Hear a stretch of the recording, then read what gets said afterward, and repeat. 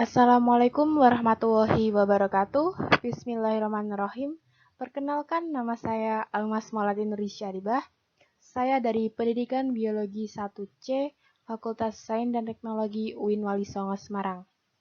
Kali ini saya akan membahas mengenai sistem organ hewan, yaitu sistem pernafasan.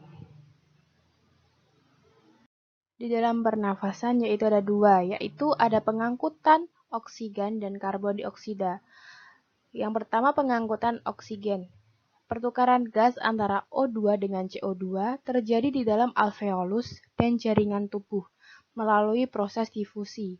Oksigen yang sampai di alveolus akan berdifusi menembus selaput alveolus dan berikatan dengan hemoglobin dalam darah yang disebut deoksigenerasi dan menghasilkan senyawa oksihemoglobin atau HBO.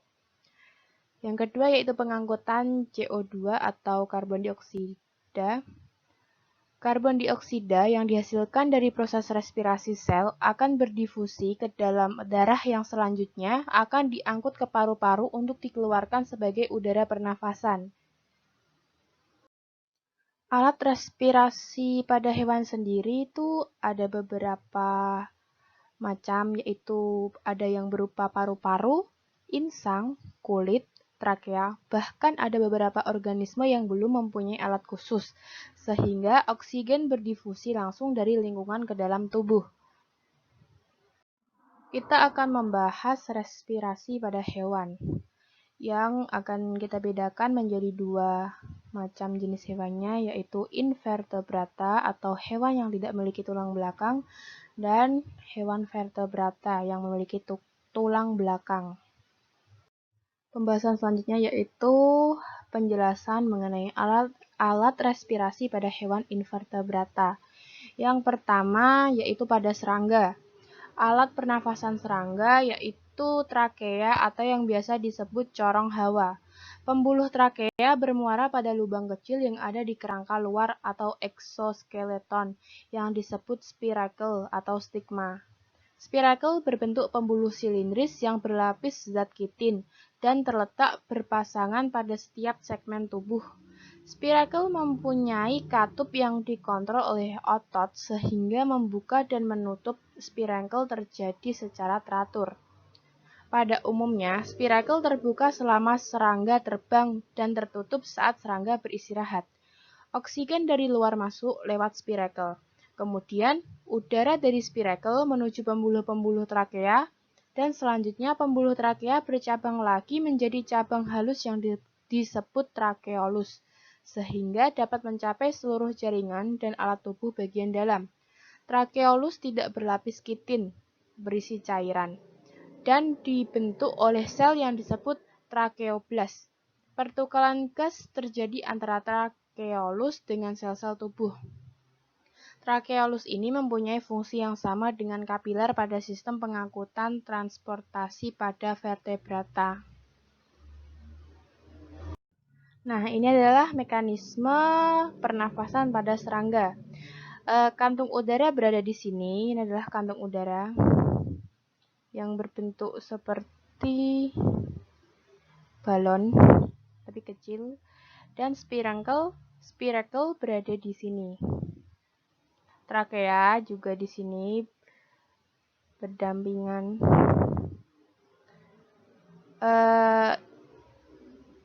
Masuknya yaitu dari udara masuk ke lubang trakea dan menyebar ke seluruh tubuh. Nah, itu adalah mekanisme pernafasan pada serangga. Yang kedua yaitu respirasi pada kalajengking dan laba-laba. Ini ada dua macam pernafasan, yaitu yang ada di darat berupa paru-paru buku dan yang ada di air berupa insang buku. Nah, kalajengking dan laba-laba ini berada di darat dan alat pernafasannya berupa paru-paru buku. Udara mekanisme pernafasan pada laba-laba yaitu udara dari luar masuk melalui spiracle secara difusi. Selanjutnya, udara masuk di antara sel-sel lamela dan berdifusi dengan pembuluh darah di sekitar lamela. Nah, lamela paru-paru pada laba-laba berada di sini. Udara mengalir ke dalam melalui lubang spirakel. Lubang spirakel berada di sini.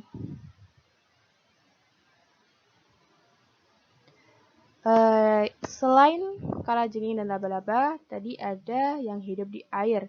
Nah, yang hidup di air sendiri ini contohnya krustasea, udang-udangan.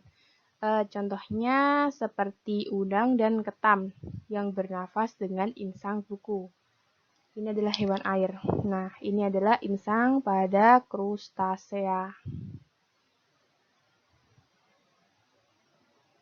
Satu insang ketam terdiri atas setumpuk lamela yang terpaut pada sumbu sentral. Nah, insang buku ini tumbuh dari dasar anggota tubuh dari dinding tubuh yang berdekatan dan menjulur ke atas ke dalam ruang brankial. Tiap insang terdiri atas sumbu sentral, tempat pertautan lamela atau filamen. Aliran air yang dihasilkan oleh gerakan mendayung dari insang timba, yaitu suatu penjuluran berbentuk bulat sabit dari salah satu penjuluran mulut atau maksila kedua. Pada udang, air masuk ke dalam ruang brankial di belakang karapaks dan di antara kaki. Nah, itu tadi adalah mekanisme pernafasan pada krustasea. Contohnya udang-udangan. Dan yang ini tadi adalah ketam. Nah, ini adalah organ pada laba-laba. Di sini ada matanya yang sangat kecil dan kelenjar racun juga ada di sini yang biasanya mengeluarkan racun ketika laba-laba merasa dalam keadaan genting. Nah, paru-parunya untuk bernafas berada di sini. Ini adalah paru-parunya ya guys. Dan lain-lainnya. Yang ketiga adalah respirasi pada protozoa. Hewan dalam golongan ini melakukan pernafasan melalui seluruh permukaan selnya. Oksigen dan karbon dioksida masuk dan keluar melalui membran sel secara difusi. Oksigen dan karbon dioksida tersebut merupakan gas-gas yang terlarut di dalam air. Intinya, protozoa ini bernafas menggunakan permukaan tubuhnya. Contoh dari protozoa sendiri yaitu amuba sp. Nah, ini adalah gambar amuba. Ini O2, oksigen yang masuk. Dan CO2 yang keluar. Pertukaran gas tersebut akan terjadi pada seluruh luas permukaan tubuh protista. Selain itu, proses seperti ini terjadi juga pada organisme uniselular lain dan beberapa hewan seperti spons, cnidaria, dan cacing pipih. Mekanisme pernafasan pada protozoa yaitu contohnya amuba tadi, yaitu saat amuba bernafas, konsentrasi oksigen dalam sel semakin berkurang atau rendah, sedangkan sisa metabolisme yang berupa karbon dioksida di dalam sel semakin tinggi konsentrasinya. Di sisi lain, konsentrasi oksigen dalam air lebih tinggi daripada di dalam sel, sementara konsentrasi oksigennya lebih rendah. Akibatnya, oksigen dari luar akan berdifusi ke dalam sel, sementara karbon berdifusi keluar sel menuju air. Nah, ini berarti tadi berdifusi ke dalam dan ini berdifusi keluar. Yang keempat adalah alat respirasi pada porifera. Porifera tidak memiliki alat pernafasan khusus. Porifera bernafas dengan cara memasukkan air melalui pori-pori atau ostium. Nah, ini adalah ostium atau tadi yang disebut pori-pori pada porifera yang terdapat pada seluruh permukaan tubuh. Pori-pori tersebut masuk ke dalam rongga sphingoswell. Selanjutnya yaitu udara pernafasan dipertukarkan langsung oleh sel-sel di permukaan tubuh atau oleh sel-sel leher yang bersentuhan dengan air. Hewan filum ini tubuhnya tersusun atas banyak sel dan memiliki jaringan yang sangat sederhana. Nah, ini adalah gambar irisan melintang dinding tubuh porifera. Mekanisme pernafasan pada porifera yaitu aliran air yang masuk melalui ostium pori-pori tadi menuju rongga spongosel membawa oksigen sekaligus zat-zat makanan. Pengikatan oksigen dan pelepasan karbon dioksida dilakukan oleh sel leher atau koanosit. Nah, ini tadi udara pernafasan dipertukarkan langsung oleh sel-sel di permukaan tubuh atau oleh sel-sel leher yang bersentuhan dengan air. Selain melakukan fungsi pernafasan, sel leher sekaligus melakukan proses pencernaan dan sirkulasi zat makanan. Yang selanjutnya, air keluar melalui oskulum.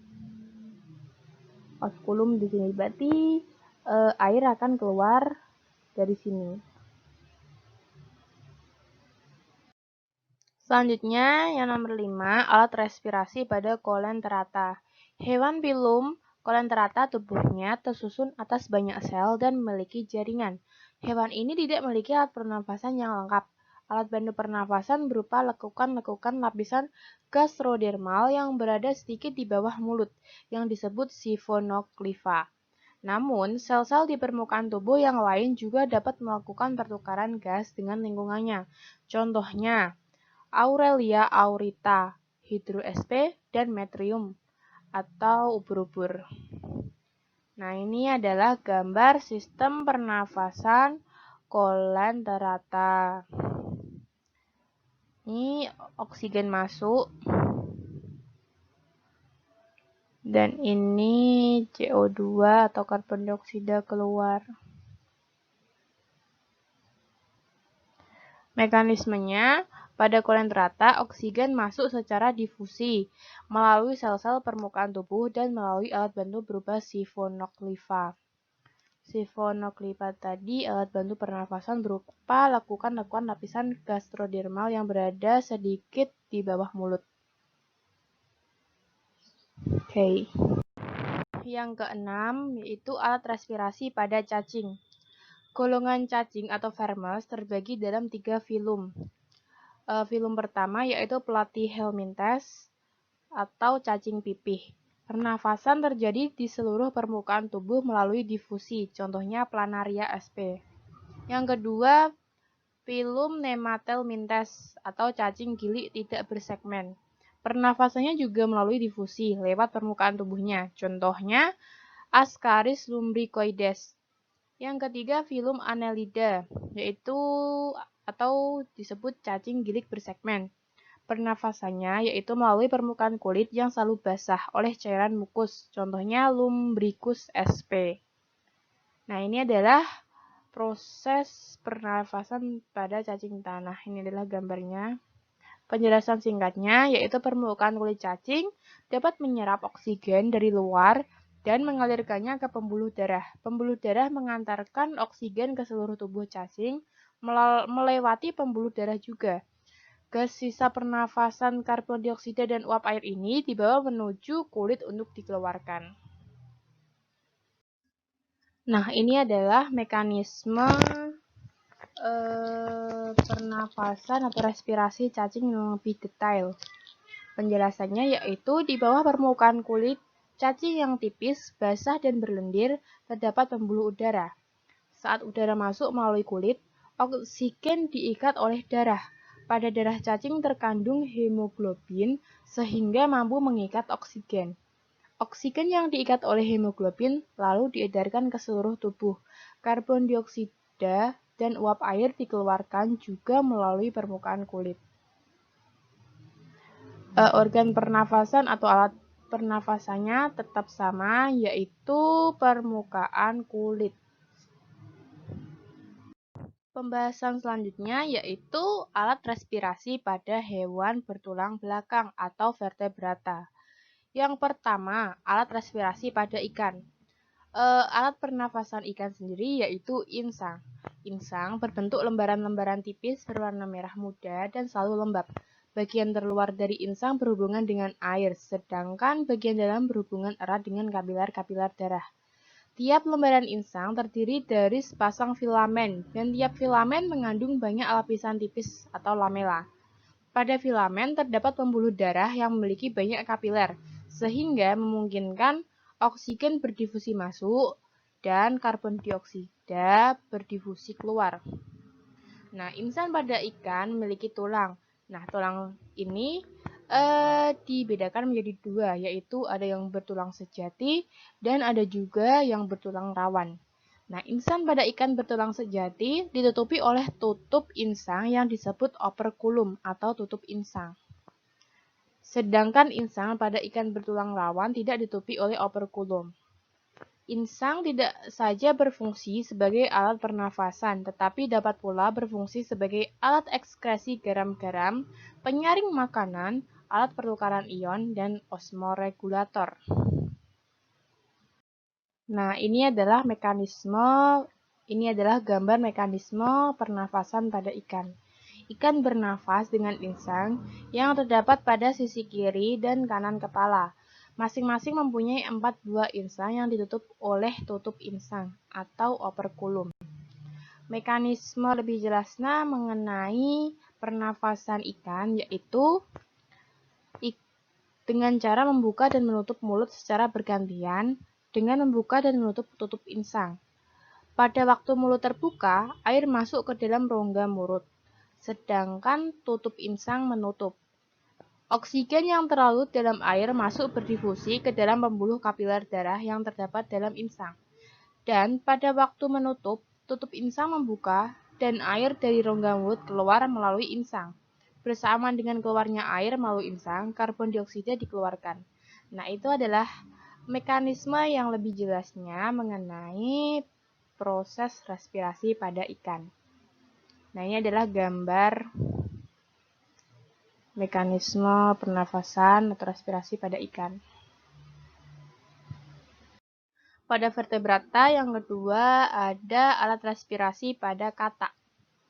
Pada katak, oksigen berdifusi lewat selaput rongga mulut, kulit, dan paru-paru.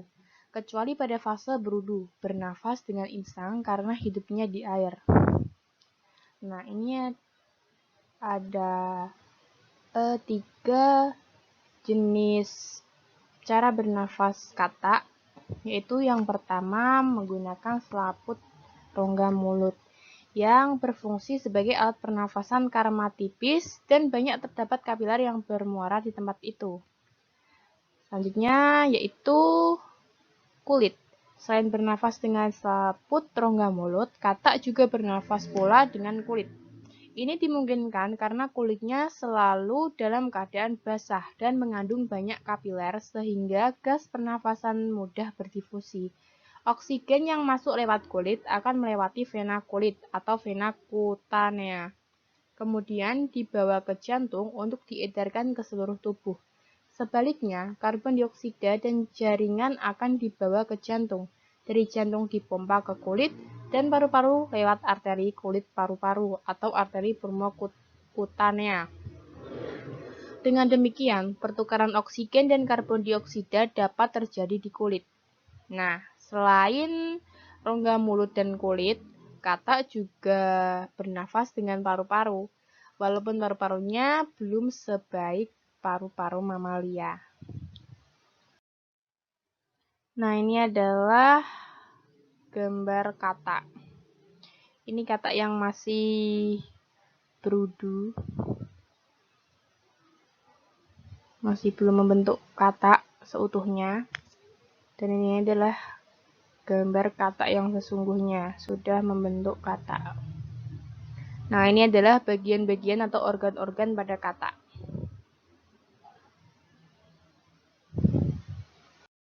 Nah, selanjutnya yaitu alat respirasi pada reptil. Reptil bernafas dengan paru-paru. Paru-paru reptil berada dalam rongga dada dan dilindungi oleh tulang rusuk. Paru-paru reptil lebih sederhana hanya dengan beberapa lipatan dinding yang berfungsi memperbesar permukaan pertukaran gas. Pada reptil, pertukaran gas tidak efektif. Pada kadal, kura-kura, dan buaya, paru-paru lebih kompleks. Dan dengan beberapa belahan-belahan yang membuat paru-parunya bertekstur seperti spons. Paru-paru pada beberapa jenis kadal, misalnya bunglon Afrika, mempunyai pundi-pundi hawa cadangan yang memungkinkan hewan tersebut melayang di udara. Nah, ini adalah gambar hewan reptil. Nah, mekanisme respirasi pada reptil sendiri melewati beberapa fase, yaitu inspirasi otot tulang rusuk berkontraksi, rongga dada membesar, paru-paru mengembang, oksigen masuk melalui lubang hidung, dilanjutkan dengan rongga mulut, setelah itu anak tekak, trakea yang panjang, bronkiolus dalam paru-paru yang menghasilkan oksigen diangkut darah menuju seluruh tubuh. Yang keempat yaitu alat respirasi pada burung. Pada burung, tempat berdifusinya gas pernafasan hanya terjadi di paru-paru. Paru-paru burung berjumlah sepasang dan terletak dalam rongga dada yang dilindungi oleh tulang rusuk. Jalur pernafasan pada burung berawal di lubang hidung. Pada tempat ini, udara masuk kemudian diteruskan pada celak tekak yang terdapat pada dasar faring yang menghubungkan trakea. Trakeanya panjang berupa pipa bertulang rawan yang berbentuk cincin. Dan bagian akhir trakea bercabang menjadi dua bagian, yaitu bronkus kanan dan bronkus kiri. Dalam bronkus pada pangkal trakea terdapat siring yang pada bagian dalamnya terdapat lipatan-lipatan berupa selaput yang dapat bergetar. Bergetarnya selaput itu menimbulkan suara. Bronkus bercabang lagi menjadi mesobronkus, yang merupakan bronkus sekunder dan dapat dibedakan menjadi ventrobronkus di bagian ventral dan dorsobronkus di bagian dorsal. Ventrobronkus dihubungkan dengan dorsobronkus oleh banyak parabronkus atau yang berjumlah 100 atau lebih. Nah, ini adalah mekanisme pernafasan pada burung. Mekanisme pernafasan pada burung dibagi menjadi dua, yaitu saat sedang beristirahat dan saat terbang. Pada waktu istirahat, fase inspirasi atau penarikan nafas terjadi ketika tulang rusuk bergerak ke bawah. Akibatnya rongga dada membesar dan paru-paru mengembang. Paru-paru yang mengembang menyebabkan udara dapat masuk. Kemudian udara yang kaya oksigen sebagian diserap oleh paru-paru dan terjadi pertukaran gas. Sementara itu, sebagian lagi dialirkan menuju kantong udara bagian belakang. Nah, udara yang sudah ada di kantong udara bagian belakang mengalir lagi ke paru-paru dan menuju kantong udara bagian depan. Di sana, udara sudah tidak banyak mengandung oksigen. Sedangkan yang fase ekspirasi atau pengeluaran nafas terjadi ketika tulang rusuk kembali ke posisi semula, rongga dada mengecil, dan paru-paru mengempis. Akibatnya, udara dari kantong udara masuk ke paru-paru. Di sana juga berlangsung proses pertukaran gas oksigen dan karbon dioksida secara difusi. Udara yang mengandung CO2 akan dikeluarkan melalui paru-paru menuju trakea dan berakhir melewati hidung. Pada waktu terbang, pernafasan burung dibantu oleh kantong-kantong udara. Hal ini dikarenakan saat mengepak sayapnya, gerakan otot sayapnya menekan paru-paru sehingga menghambat masuknya udara. Akibatnya, burung tidak dapat bernafas dengan baik.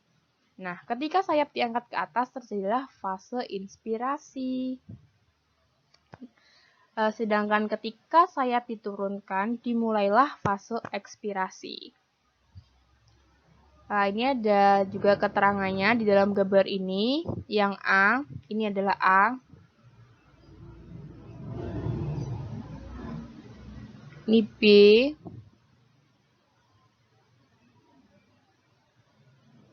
C. D. Dan E. Yang A ini adalah pundi-pundi udara pangkal leher. Yang B, pundi-pundi udara antar tulang selangka. Yang C, pundi-pundi udara dada depan. Dan yang ini adalah paru-paru. Dan yang D, pundi-pundi udara dada belakang. Yang E terakhir, pundi-pundi udara pada perut.